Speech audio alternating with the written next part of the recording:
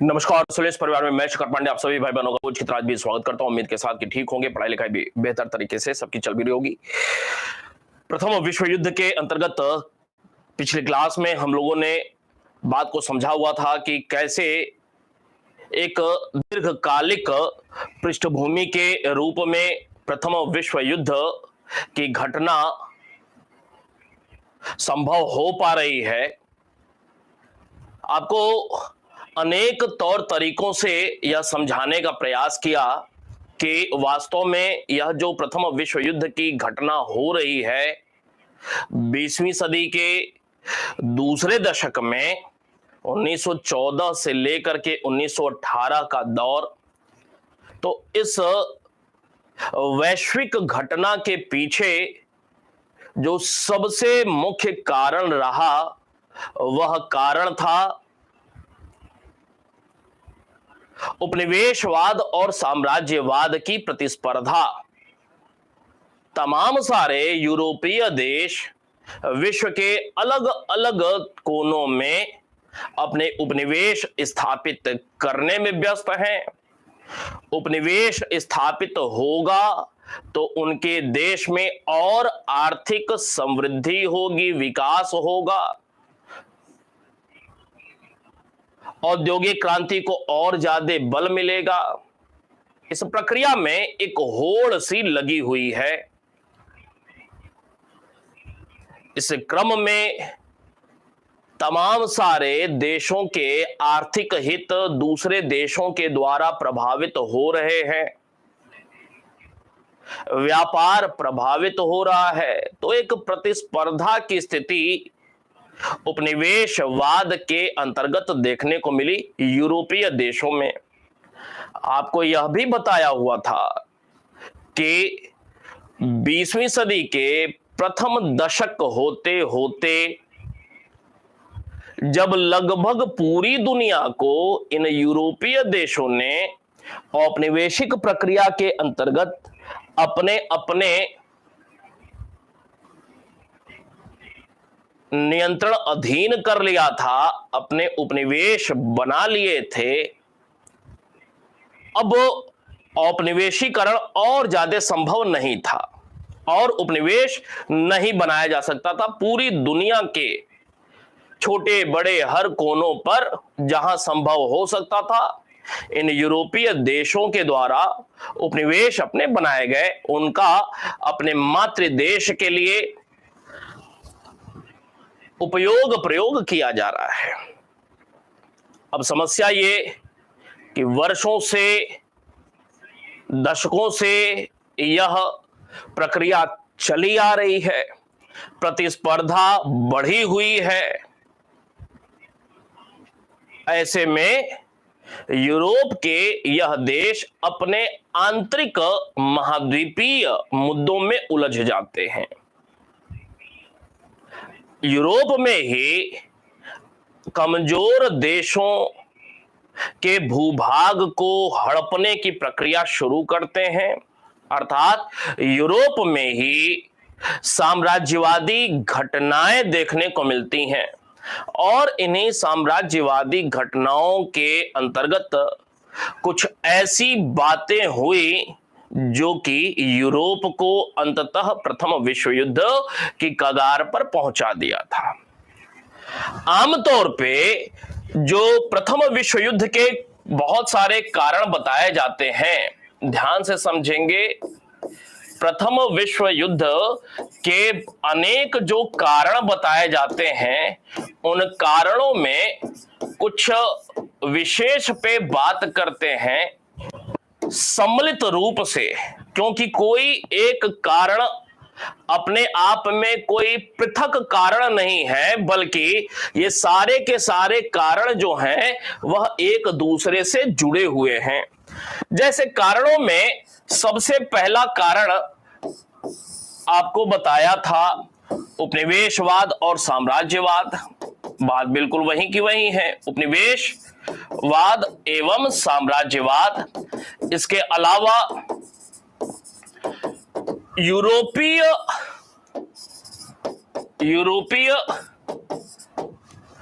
कूटनीति एवं गुप्त संधियां, गुप्त संधियां, इसके अलावा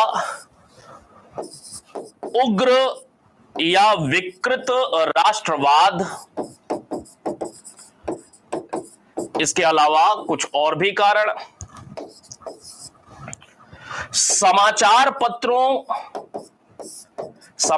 पत्रों एवं नेताओं के भाषणों की भूमिका,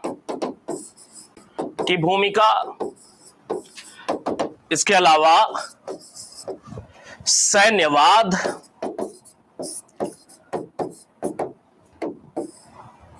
इसके अलावा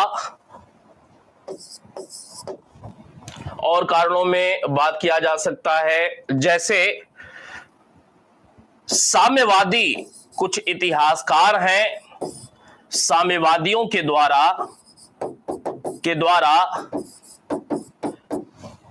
कंपनियों की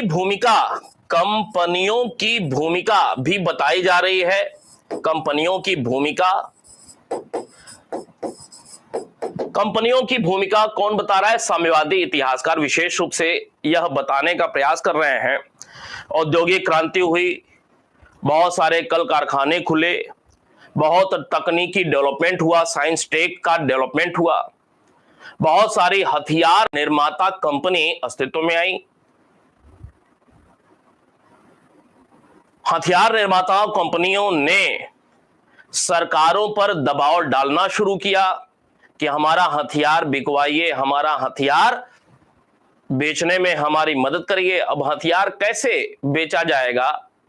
जब कुछ उस तरह का माहौल बनेगा तभी तो हथियार बिकेंगे।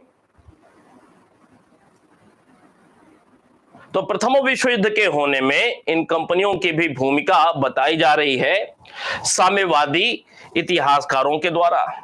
इसके अलावा और कारण की अगर बात किया जाए तो मोरक्को संकट का नाम एक आएगा। मोरक्को संकट के अलावा पूर्वी बाल्कन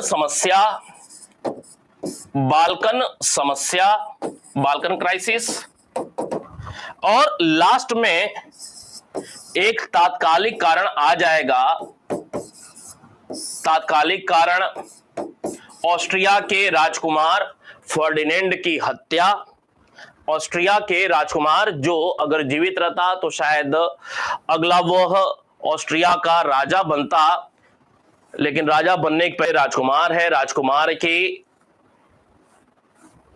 सेराजेवो नामक राजधानी में हत्या कर दी जा रही है, बोस्निया की राजधानी सेराजेवो, और यही घटना अंतिम घटना हो जाती है। ऑस्ट्रिया के राजकुमार फर्डिनेंड की हत्या सेराजेवो में, और यह घटना 28 जून को हुई। उसके बाद फिर प्रथम विश्व युद्ध का बिगुल बज जाता है, युद्ध की शुरुआत हो जाती है। धीरे धीरे करके तमाम सारे देश इसमें जुड़ना शुरू कर लेते हैं। तो ये तमाम कुछ कारण बताए जाते हैं प्रथम विश्व युद्ध के होने में। बात की हम लोग शुरुआत करते हैं, और ये तमाम सारे कारण जब हम लोग बात की प्रक्रिया की शुरुआत करेंगे, डिस्कस करना शुरू करेंगे, तो ये सारे के सारे कारण अपने आप से हमारी बातों में शामिल होते चले जाएंगे।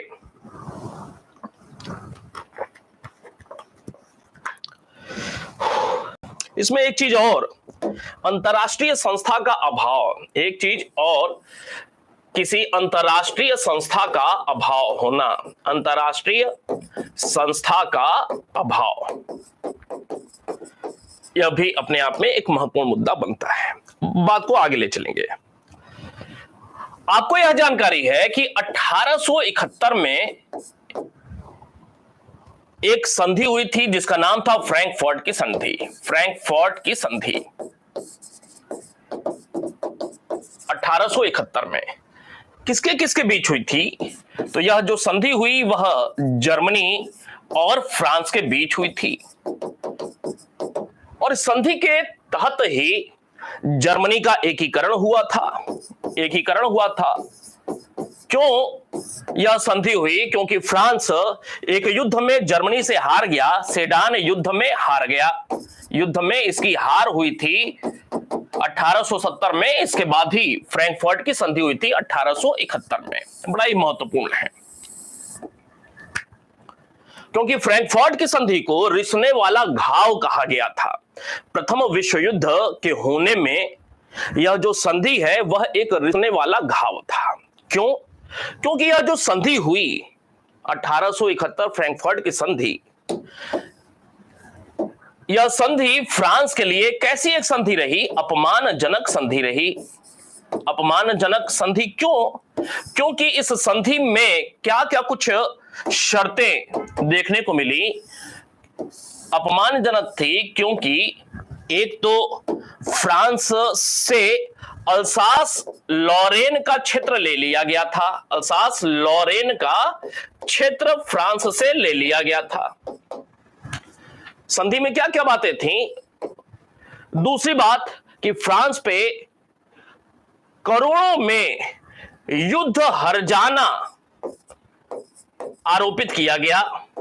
फ्रांस को युद्ध हर्जाना देना था। तीसरी महत्वपूर्ण बात कि फ्रांस में वर्साय राजमहल में, अर्थात किसी दूसरे के देश के राजमहल में किसी दूसरे देश के राजा को राजा घोषित करना कितनी अपमानजनक बात रही होगी। वर्साय राजमहल में जर्मनी के राजा को जर्मनी नहीं बल्कि प्रशा कह लें, प्रशा के राजा को जर्मनी का राजा घोषित किया गया। क्यों भाई? विलियम को। यह कितनी अपमानजनक बातें रहीं। और बिस्मार्क जानता था इस अपमानजनक संधि का क्या परिणाम होगा। बिस्मार्क अच्छे से जानता था परिणाम क्या हो सकता है, इस बात से परिचित था। कौन? भली भांति परिचित था बिस्मार्क। और यही कारण है कि बिस्मार्क ने अंतरराष्ट्रीय राजनीति में फ्रांस को अलग थलग रखने का कार्य शुरू किया। फ्रांस को अलग थलग रखने की नीति अपनाई बिस्मार्क ने कि फ्रांस को कोई यूरोप में मित्र नहीं मिलेगा तो फ्रांस इतना साहस नहीं कर पाएगा कि अपनी अपमान का बदला जर्मनी से वह चुका है। वास्तव में देखा जाए तो यह जो बिस्मार्क है तो चांसलर, प्रधानमंत्री, लेकिन अगर इसके विदेश नीति की बात किया जाए, इसके विदेश नीति का प्रमुख उद्देश्य क्या रहा है, तो इसके विदेश नीति का जो कुछ प्रमुख उद्देश्य रहा है उसमें सबसे जो महत्वपूर्ण बात थी कि किसी भी प्रकार से यूरोप में जर्मनी की प्रधानता बनाया जाए। जर्मनी को एक सबसे प्रमुख देश, यूरोप में जर्मनी की प्रधानता बनी रहे। यूरोप में जर्मनी एक सबसे खास देश के रूप में जाना पहचाना जाए। दूसरी बात कि जो भी विरोधी देश या दुश्मन देश फ्रांस देश को मित्रविहीन बना करके रखना, मित्रविहीन या यूरोपीय राजनीति में अलग थलग बनाए रखना, नहीं तो मौका मिलेगा तो चोट जरूर करेंगे। दो ये सबसे महत्वपूर्ण बातें रहीं और इन बातों के लिए क्या होना जरूरी था? निश्चित रूप से सैन्यवाद पर फोकस करना जरूरी था। सैन्यवाद पर फोकस करना जरूरी है, और न सिर्फ सैन्यवाद बल्कि रणनीतिक कार्य भी करना जरूरी है। रणनीतिक कार्य, और यह रणनीतिक कार्य जो है, इसी के अंतर्गत फ्रांस को विशेष रूप से यूरोपीय राजनीति में मित्र विहीन रखने के लिए, फ्रांस को यूरोप की राजनीति में अलग थलग बनाए रखने के लिए रणनीति के तहत बिस्मार्क ने गुप्त संधियां करनी शुरू की। बिस्मार्क के द्वारा गुप्त संधियां आरंभ की गई, मतलब पता भी न चले कि ऐसी कोई बात या समझौता हो रहा है, और हो भी जाए।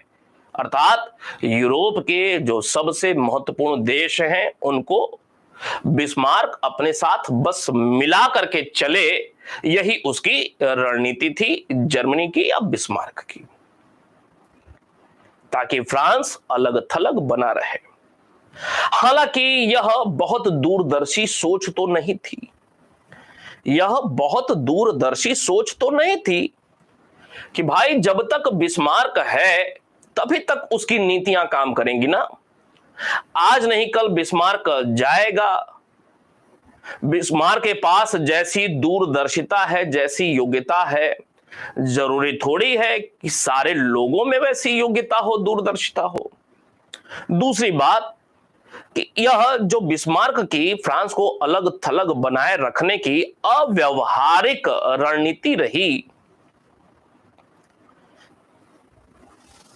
एक लंबे समय तक कारगर नहीं हो सकती थी। आज नहीं कल कुछ न कुछ ऐसी स्थिति परिस्थिति जरूर बनेगी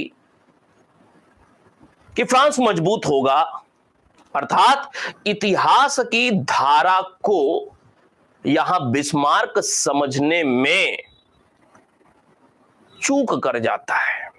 सिस्टम तो ऐसा बनाना चाहिए ना, कोई भी नीति ऐसी होनी चाहिए ना कि दीर्घकाल तक वह व्यावहारिक बनी रहे। लेकिन बिस्मार्क मजबूर है ऐसा करने के लिए, गुप्त संधियां फ्रांस को अलग थलग बनाए रखने के लिए। क्यों? क्योंकि ये जो ऊपर फ्रैंकफर्ट की संधि हुई थी, यह फ्रैंकफर्ट की संधि में वास्तव में देखा जाए तो बहुत हद तक बिस्मार्क जो नहीं चाहता था वह भी हुआ था। आपको बताया हुआ था जर्मन एकीकरण में कि 1870 सेडान का युद्ध, फ्रांस पराजित होता है, प्रशा के नेतृत्व में जर्मनी का एकीकरण होता है। पराजित फ्रांस के साथ 1871 में फ्रैंकफर्ट की संधि की जाती है। हालांकि बिस्मार्क बहुत सारी चीजें नहीं चाहता था, लेकिन उस संधि में शर्तों के रूप में रखना पड़ता है। जैसे अल्सास लॉरेन का क्षेत्र बिस्मार्क नहीं चाहता था कि वह फ्रांस से छीना जाए, लिया जाए पराजित फ्रांस से। उसको पता था कि यह अल्सास लॉरेन का क्षेत्र उसकी बेइज्जती करके ली जा रही है, और वह अपने अपमान का बदला आज नहीं कल लेने के लिए बिल्कुल प्रतिबद्ध होगा। जब भी उसको मौका मिलेगा फ्रांस को, तो वह अपनी इस पराजय का, और पराजय के बाद जो यह अपमानजनक हम लोग संधि कर रहे हैं, अपमान का बदला लेगा जरूर जर्मनी से फ्रांस। बिस्मार्क को यह पता था। लेकिन अब बिस्मार्क तो युद्ध में गया नहीं है लड़ने के लिए, सेडान के युद्ध में। बिस्मार्क के ऊपर जो जनरल हैं, सेना के जो ऑफिसर हैं, कमांडर हैं, जनरल हैं, उन लोगों का दबाव बहुत ज्यादा था कि फ्रांस ने बहुत दशकों से परेशान किया है हम लोगों को, आज हमारा मौका सधा है और आज हम फ्रांस की खूब बेइज्जती करेंगे।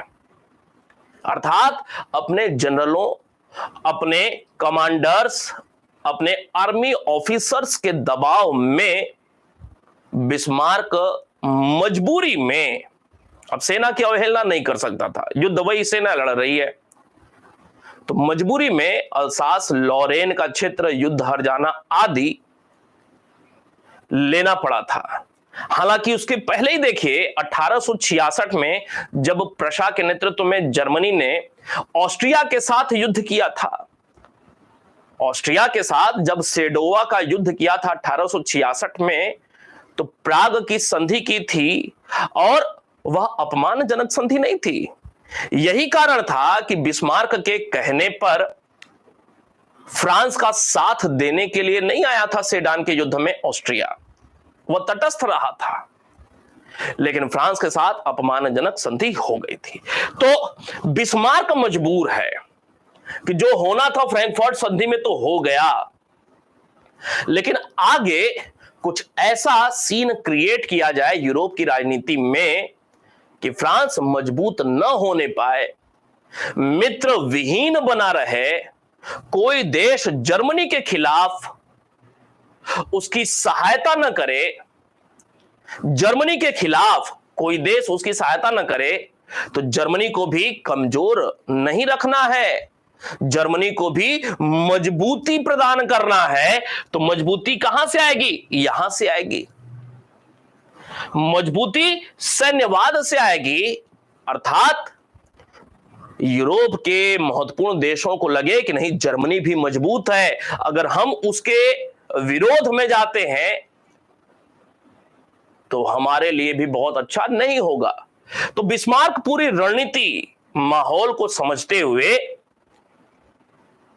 अपनी विदेश नीति के अंतर्गत फ्रांस को यूरोप में मित्र विहीन बनाए रखने के लिए प्रतिबद्ध है, और इसके लिए वह क्या करता है? गुप्त संधियों की एक शुरुआत करता है, जो कि यूरोपीय राजनीति में पहली बार ऐसी संधियां देखने को मिलती हैं।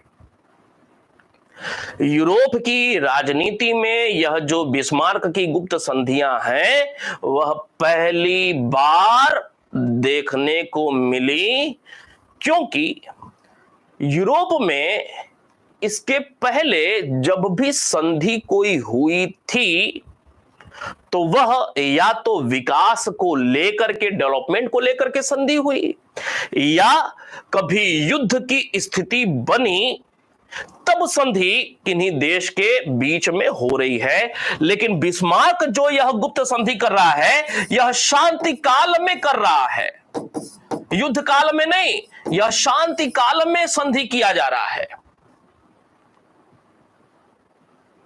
संधि कब होता है? संधि या तो एक दूसरे का सहयोग करने के लिए विकास के नाम पर संधि की जाती है, समझौता किया जाता है, या युद्ध की स्थिति बन रही है, कोई देश अटैक करने वाला है तो संधि कर लिया जाता है कि हम मजबूत बने रहें, हमें सहयोग मिलता रहे अन्य देशों का। लेकिन यूरोप की राजनीति में पहली बार ऐसा देखने को मिला कि बिस्मार्क अलग अलग देशों के साथ संधि कर रहा है, वह भी शांति काल में संधि कर रहा है, और यह संधि ऐसी संधि है कि दुनिया को इस संधि की पूरी शर्तों की जानकारी ही नहीं हो पा रही है। तो यह संधि कैसी है, हो रही है? गुप्त संधि। अब इसमें कुछ बात है समझने की।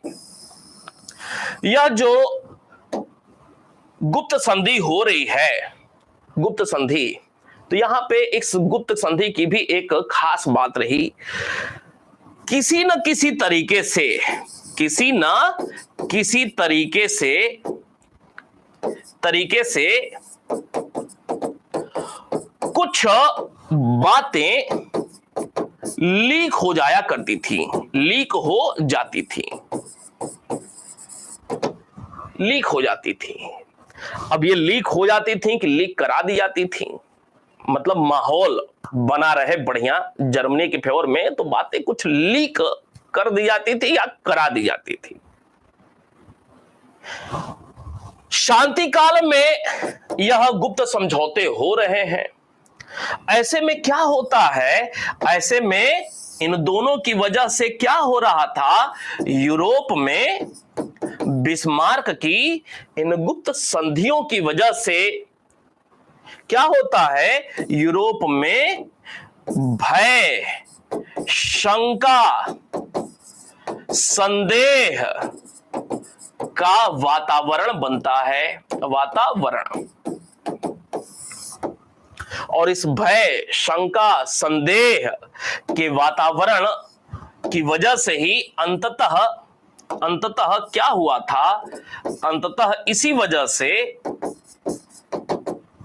एक देश दूसरे देश को शंका के दृष्टि से देख रहा है। कुछ बातें लीक हो जा रही हैं। एक देश को लग रहा है कि दूसरा देश इतने हथियार जमा करके रखा हुआ है, तो पहला वाला देश मजबूर है कि हम भी अपने हथियार के विकास में और ज्यादा काम करें। तो ये जो भय और शंका है ना, वो परेशान भी कर रहा है, देशों को आक्रामक भी कर रहा है। देश की जो जनता है वह भी आक्रामक हो रही है। अपने हथियारों को लेकर के देश और ज्यादा तैयारी कर रहे हैं, और ज्यादा। मतलब यह जो भय और शंका का वातावरण है, अंततः प्रथम विश्व युद्ध की ओर ले जाता है। ये इस वजह से आपको बताया क्योंकि एक प्रश्न बनता है कि बिस्मार्क की संधियों ने ही प्रथम विश्व युद्ध की पृष्ठभूमि तैयार की थी। बिस्मार्क की संधियों ने प्रथम विश्व युद्ध की आधारशिला रखी थी। किस दिशा में उत्तर जाएगा कि गुप्त संधियों की वजह से। गुप्त संधि क्यों हो रही है? मजबूरी है फ्रांस को अलग थलग रखना, दुश्मन देशों को अलग थलग बनाए रखना। और इन गुप्त संधियों की वजह से यूरोप के अन्य अन्य देशों में भय और शंका का माहौल, और इस भय और शंका कि हमारे ऊपर कहीं आक्रमण न कर दे, एक देश दूसरे देश के खिलाफ अपनी तैयारी को और ज्यादा मजबूत बनाने का प्रयास कर रहा है। अपने कुछ मित्रों को खोजने का प्रयास कर रहा है कि कोई हमारा साथ देने के लिए विपरीत स्थिति में। तो धीरे धीरे क्या होता जा रहा है? इस भय शंका के बढ़ते वातावरण में गुटबंदी बढ़ती जा रही है, और यह गुटबंदी ही अंततः प्रथम विश्व युद्ध की ओर ले जाता है। ये तो बिस्मार्क की बात हुई। बात को आगे ले चलेंगे।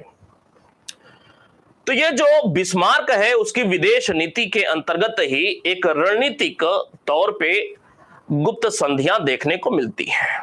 अब ये जो गुप्त संधियां की जा रही हैं बिस्मार्क के द्वारा, अब देखिए बिस्मार्क की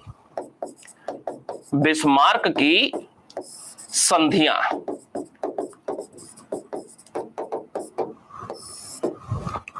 1871 में फ्रैंकफर्ट की संधि हुई। फ्रैंकफर्ट की संधि के बाद अगले ही वर्ष 1872 में बिस्मार्क ने क्या किया? 3 राजाओं का संघ बनाया। 3 राजाओं का संघ। ये 3 राजाओं का संघ जो बनाया, इसमें कौन कौन से थे देश? ऑस्ट्रिया,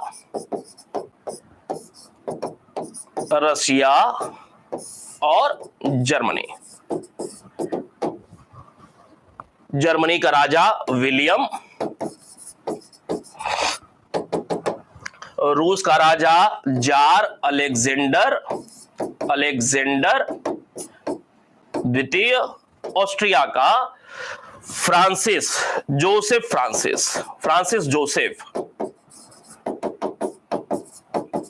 ये 3 राजाओं का संघ 1872 में बिस्मार्क की रणनीति के फलस्वरूप बना। लेकिन कुछ ही समय के बाद यह संधि टूट जाती है।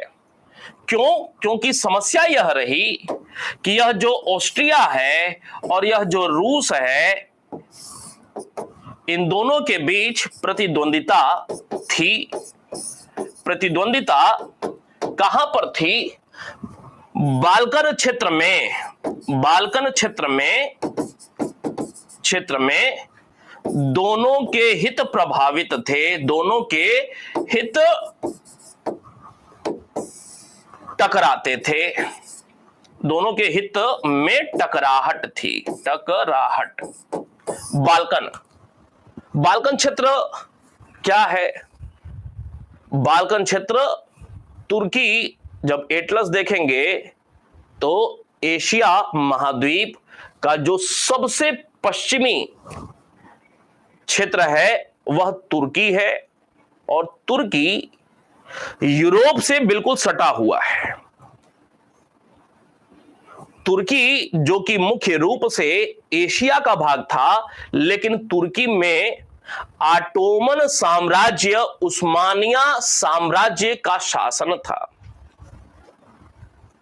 ऑटोमन साम्राज्य है तुर्की, और तमाम सारे पूर्वी यूरोपीय क्षेत्रों पर भी ऑटोमन या उस्मानियाई राजाओं का शासन था।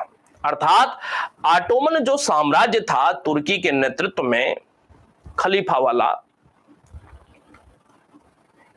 अधिकांश हिस्सा एशिया में, लेकिन बहुत कुछ हिस्सा यूरोप में, पूर्वी यूरोप में पड़ता था। और वहीं पूर्वी यूरोप, तुर्की से सटा हुआ पूर्वी यूरोप के दक्षिणी हिस्से में एक समुद्र से घिरा हुआ प्रायद्वीपीय क्षेत्र, प्रायद्वीप मतलब तीन ओर से समुद्र से घिरा हुआ जो प्रायद्वीपीय क्षेत्र था, वह बाल्कन क्षेत्र के नाम से जाना जाता था। आज की अगर बात किया जाए तो बाल्कन जो क्षेत्र है उसमें कौन कौन से देश शामिल हैं, या बाल्कन देश किन्हें किन्हें कहा जाता है, तो आपने नाम सुना होगा यूनान का, ग्रीस का, आपने बुल्गारिया का नाम सुना होगा, आपने सर्बिया का नाम सुना होगा, आपने अल्बानिया, मदर टेरेसा वाला अल्बानिया का नाम सुना होगा, आपने मोंटेनेग्रो का नाम सुना होगा, आपने कोसोवो का नाम सुना होगा, आपने युगोस्लाविया का नाम सुना होगा। ये सब बाल्कन कंट्रीज हैं, ठीक है, बाल्कन देश कहे जाते हैं। बाल्कन क्षेत्र में ऑस्ट्रिया और रूस के हितों में टकराहट था। इस कारण यह जो तीन राजाओं का संघ बना, यह लंबा नहीं चला, यह दीर्घजीवी नहीं रहा, जीवी नहीं रहा। फिर क्या हुआ? जब दीर्घजीवी नहीं रहा तो इसका मतलब कि यह तीन राजाओं का संघ बिखर गया कुछ ही समय के बाद। अब स्थिति ऐसी आ गई कि बिस्मार्क को यह समझ में आ गया, इन दोनों को एक साथ मिला करके रखना तो हमारे लिए आसान नहीं है। हमने प्रयास किया लेकिन संघ टूट गया। बिस्मार्क को यह समझ में आया कि या तो हमें ऑस्ट्रिया का पक्ष लेना होगा या हमें रूस को पकड़ना होगा। बिस्मार्क यह बात समझ गया था कि या तो ऑस्ट्रिया को अपने साथ रखिए या रूस। बिस्मार्क को यह बात समझ में आ गई। अंततः उसको लगा कि रूस दूर है, ऑस्ट्रिया तो पड़ोस में ही है, अब पड़ोसी को अपना शत्रु बनाना अच्छा नहीं है।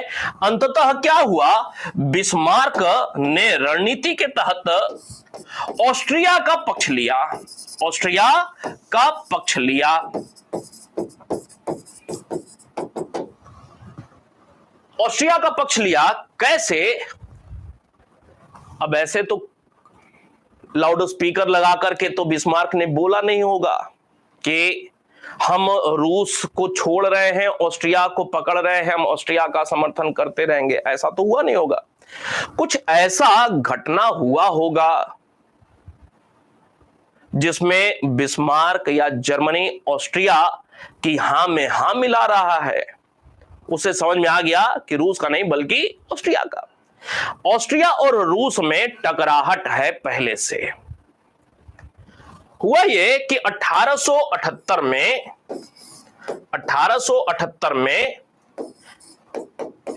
बर्लिन की एक संधि होती है, बर्लिन की संधि।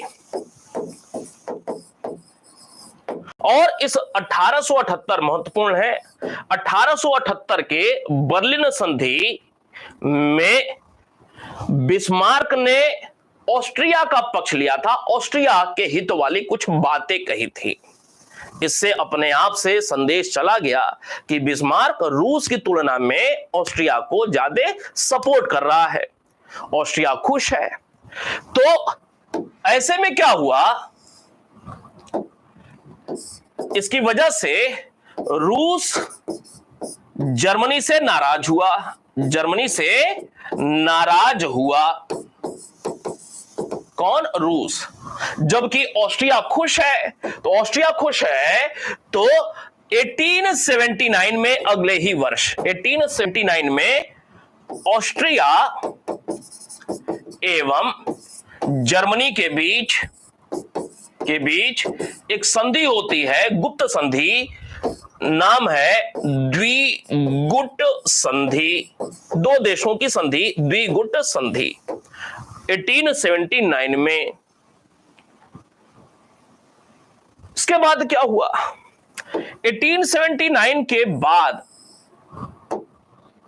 अगला महत्वपूर्ण, हालांकि बिस्मार्क भले ही ऑस्ट्रिया को अपने साथ मिला करके रख रहा है, लेकिन उसके दिमाग में रूस भी चल रहा है कि रूस को छोड़ा नहीं जा सकता है।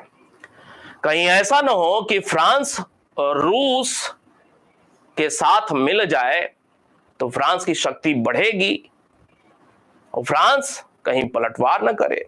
उद्देश्य बिल्कुल साफ है, फ्रांस को किसी भी सूरत में अलग थलग बनाए रखना है, मित्रहीन बनाए रखना है। तो कोई ऐसा मौका रूस को न दिया जाए, अर्थात बिस्मार्क की नजर में रूस की अवहेलना नहीं करनी है, रूस को भी किसी भी तरीके से गाहे बगाहे पकड़ करके अपने साथ बना करके रखना है। कहीं ऐसा ना हो कि फ्रांस रूस एक हो जाए।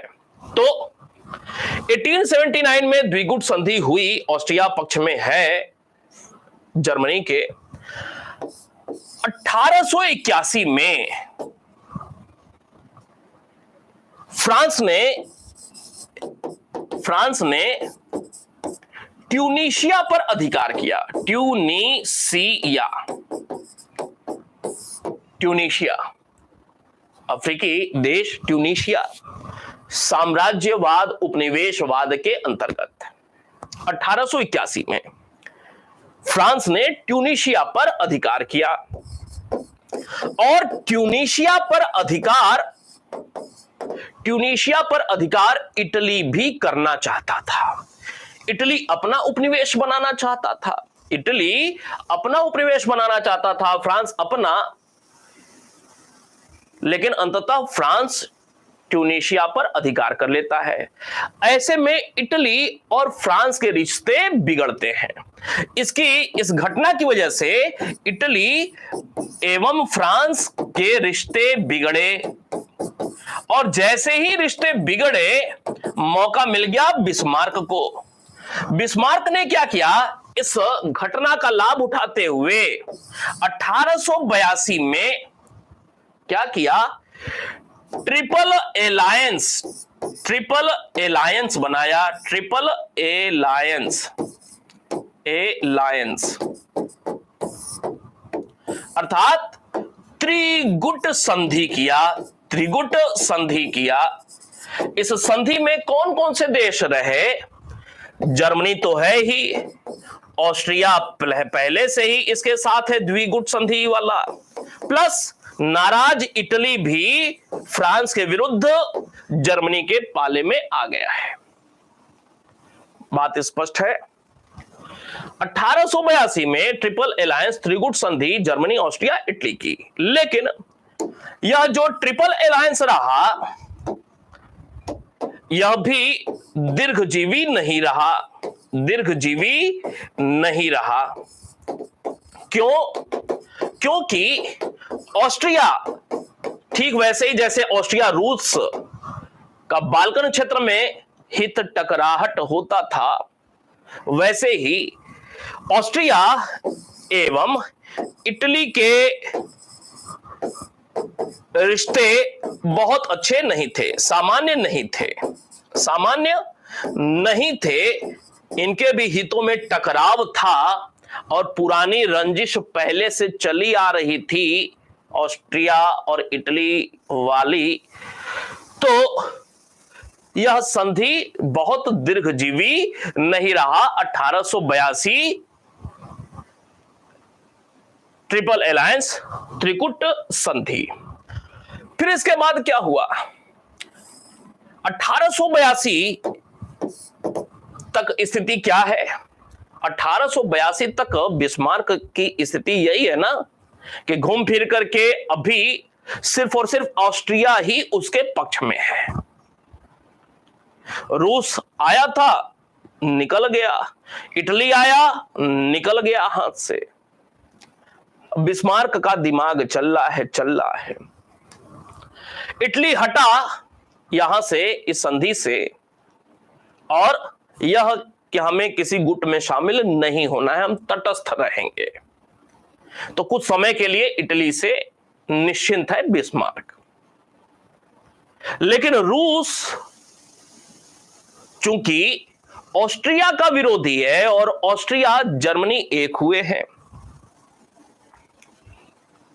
तो संभव था कि कहीं फ्रांस रूस को पकड़ न ले। तो दिमाग में बातें बिस्मार्क के चल रही होती हैं। 1887 का वर्ष आता है, 1887, और बिस्मार्क ने एक अलग रणनीति बनाई कि अब ऑस्ट्रिया को साथ में लेकर के हम रूस के साथ संधि नहीं करेंगे। ऑस्ट्रिया के साथ हमारी संधि 1879 में द्विगुट संधि है, वह मेंटेन है, वो कहीं नहीं जाने वाला है। हम अलग से एक गुप्त संधि करेंगे रूस के साथ। तो 1887 में रूस को छोड़ नहीं सकता था बिस्मार्क, मजबूरी थी उसकी। बिस्मार्क ने, अर्थात जर्मनी ने, बिस्मार्क ने रूस के साथ एक गुप्त संधि की, नाम था पुनः आश्वासन संधि, अर्थात पुनः आश्वासन संधि। यह रूस के साथ की अलग से। ऐसे में जो दो सबसे महत्वपूर्ण देश हैं, रूस और ऑस्ट्रिया, वह जर्मनी के साथ बने हुए हैं। जर्मनी, रूस, ऑस्ट्रिया एक खेमे में अभी दिखाई दे रहे हैं।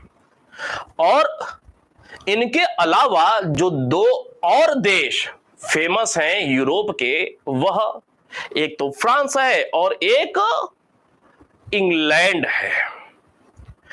ऐसे में बिस्मार्क ने अब ध्यान लगाया इंग्लैंड की ओर।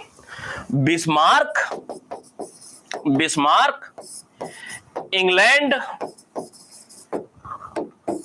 से संबंध कैसा रखना चाहता था? मधुर बनाए रखना चाहता था। मतलब किसी भी सूरत में इंग्लैंड को नाराज नहीं करना है। और यही रीजन था इंग्लैंड को ध्यान में रख करके। इंग्लैंड चूंकि यूरोप में सबसे बड़ी, सबसे मजबूत नौसैनिक शक्ति थी। ये जो इंग्लैंड है, यूरोप में सर्वश्रेष्ठ नौसेना इसके पास है, सर्वश्रेष्ठ नौसेना। और इसी सर्वश्रेष्ठ नौसेना के बल पर इसने पूरी दुनिया में उपनिवेश बनाए हुए हैं, उपनिवेश निर्माण किया हुआ है। बिस्मार्क इस बात को बढ़िया तरीके से जानता है। बिस्मार्क ने क्या किया? मधुर संबंध इंग्लैंड के साथ बना करके रखना है, इंग्लैंड को तब नाराज नहीं करना है। ऐसे में इंग्लैंड को संतुष्ट रखने के लिए, इंग्लैंड को संतुष्ट रखने के लिए, संतुष्ट या खुश रखने के लिए या मधुर संबंध बनाए रखने के लिए, संबंध हेतु बिस्मार्क ने क्या रणनीति बनाई थी? बिस्मार्क की रणनीति थी, बिस्मार्क की रणनीति बड़ी महत्वपूर्ण है। बिस्मार्क की रणनीति क्या थी?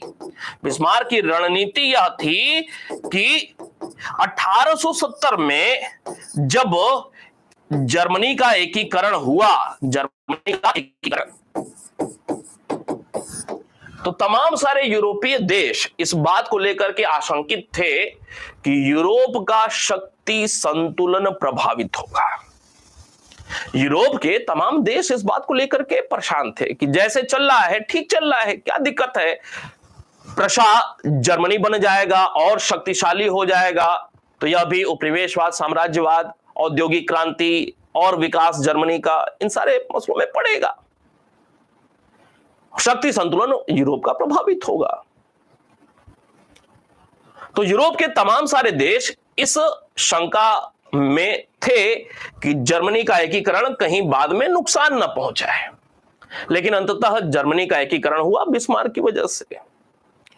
और जब जर्मनी का एकीकरण हुआ तो बिस्मार्क रणनीति के तहत कि इंग्लैंड और अन्य देश किसी भी प्रकार का शंका न रखें जर्मनी को लेकर के, जर्मनी के एकीकरण को लेकर के, तो बिस्मार्क की रणनीति के तहत बिस्मार्क ने क्या घोषणा किया हुआ था?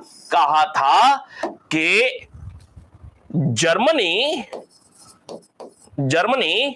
एक तुष्ट राज्य है, राज्य या राष्ट्र एक ही बात है, तुष्ट राज्य है, इसे क्षेत्रीय विस्तार में कोई रुचि नहीं है, कोई रुचि नहीं है। कौन कह रहा है? जर्मनी, बिस्मार्क एकीकरण के ठीक बाद कह रहा है। इसे न क्षेत्रीय विस्तार में कोई रुचि है, न साम्राज्यवाद में कोई रुचि है, अर्थात नौसेना की कोई प्रतिद्वंदिता हमारी इंग्लैंड के साथ नहीं है, इंग्लैंड के साथ नहीं है। ये सारी बातें बिस्मार्क कह रहा है। इन बातों से, इन घोषणाओं से क्या है, यह जो इंग्लैंड है ना, वह संतुष्ट है बिस्मार्क से, जर्मनी से। ये बहुत महत्वपूर्ण लाइंस थी। इसके आधार पर बिस्मार्क अर्थात जर्मनी इंग्लैंड के साथ दूर से ही सही लेकिन एक मधुर रिश्ता बना करके रखा हुआ है, न काहू से दोस्ती न काहू से बैर वाली स्थिति में बना हुआ है। न तो इंग्लैंड खुल करके मित्रता कर रहा है जर्मनी के साथ, न तो जर्मनी के किसी दुश्मन देश का सहयोग कर रहा है, उसका मित्र बन रहा है। अर्थात स्थिति इंग्लैंड की ऐसी है, न तो वह खुल करके जर्मनी का दोस्त है, न तो खुल करके वह फ्रांस का दोस्त है। बिस्मार्क संतुष्ट है इस बात से। लेकिन एक और बात, इंग्लैंड को संतुष्ट रख रहा है, मधुर संबंध बनाए हुए है बिस्मार्क। उसके एक पीछे एक कारण यह भी था, एक तो बिस्मार्क की यह रणनीति, इसके साथ साथ उपनिवेशवाद के क्रम में, उपनिवेशवादी प्रक्रिया में इंग्लैंड और फ्रांस की अगर बात किया जाए, इंग्लैंड एवं फ्रांस के रिश्ते कैसे हैं? के रिश्ते प्रतिस्पर्धी है ना भाई, पिछले क्लास में बताया हुआ है, प्रतिस्पर्धी हैं। मतलब इंग्लैंड और फ्रांस पहले से ही उपनिवेशवाद, औपनिवेशीकरण में एक दूसरे के परंपरागत प्रतिद्वंदी रहे हैं। तो इंग्लैंड नेपोलियन के समय से ही, नेपोलियन या फ्रांसीसी क्रांति के समय से ही फ्रांस को एक शंका की दृष्टि से देखता चला आ रहा था। तो इंग्लैंड का फ्रांस के साथ बहुत घनिष्ठ रिश्ता नहीं है। बिस्मार्क इस बात को जानता है कि इंग्लैंड कभी भी फ्रांस का फेवर नहीं करेगा, लेकिन हमारा भी दुश्मन ना हो, तो बिस्मार्क ने ऐसी घोषणा कर दिया हुआ था कि जर्मनी एक संतुष्ट राज्य है, एक तुष्ट राज्य है, उसे किसी भी प्रकार के क्षेत्रीय विस्तार, साम्राज्यवाद, उपनिवेशवाद में कोई रुचि नहीं है। अभी की क्लास में यहां पे रुकते हैं, अगली क्लास में यहां से बात को और आगे बढ़ाएंगे। मिलते हैं फिर, धन्यवाद।